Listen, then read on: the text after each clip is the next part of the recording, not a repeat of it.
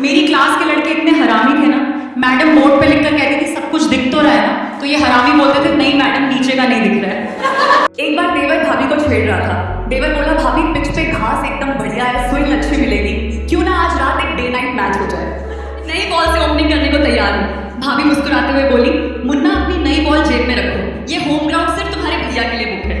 इस पिच में बाहरी खिलाड़ियों का खेलने की अनुमति नहीं है। वैसे भी पिच इतनी गीली है कि तुम रन लेने दौड़ोगे तो फिसल के कमर तोड़वा दोगे। भाभी बोली देवर जी भैया के जाते ही आ जाना। देवर बोला भाभी कोई देख लेगा तो? भाभी बोली कोई नहीं देखेगा, दरवाजा बंद कर देंगे। देवर बोला ठीक है भाभी। भाभी ने देवर को बुलाया भैया अलमीरा का गुप्त उपहार तैयार करने। भाभी बोली देवर जी रात को चुपके से आ जाना मेरे कमरे में।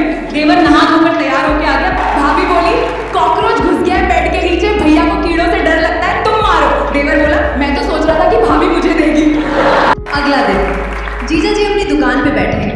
कल की बात याद करके वो थोड़े नर्वस हैं और घबराहट में चाय पी रहे हैं। तभी रिया उसी सूट को पहनकर अंदर आती है। चेहरे पर एक शरारती मुस्कान है। रिया परेशान होने का नाटक करते हुए और अपनी कमर पे हाथ रखकर जीजा जी एक छोटी सी प्रॉब्लम हो गई है।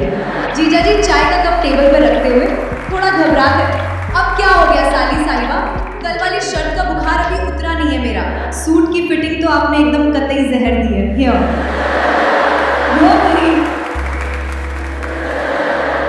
पर इसका पीछे का हुक कुछ ज्यादा ही टाइट कर दिया आपने, सांस भी नहीं ली जा रही और मेरे हाथों से तो ये बिल्कुल नहीं खुलने वाला।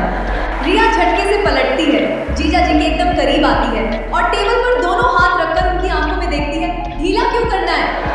मैंने तो कल ही कहा था जिसके इश्क के टांके हैं वही खोलेगा। तो आप बस हुक खोलने की प्रैक्टिस चालू रखिए क्योंकि आज रात की पार्टी के बाद ये वीआईपी ड्यूटी आपकी ही है। जीजा जी हक्के बक्के रह जाते हैं, इंची टेप उनके गले में ही अटका रह जाता है और आंखें फटी की फटी रह जाती हैं। रिया एक फ्लाइंग किस देती है और बालों को झटकते हुए वहां से निकल जाती है। जीजा जी खुद से कांपते हाथों से कैंची उठाते हुए ये भगवान सिलाई मशीन मैंने खरीदी थी पर मेरी जिंदगी की फिरकी ये साली बना रही है। आज तो पक्का मशीन के साथ साथ मैं भी शॉर्ट सर्किट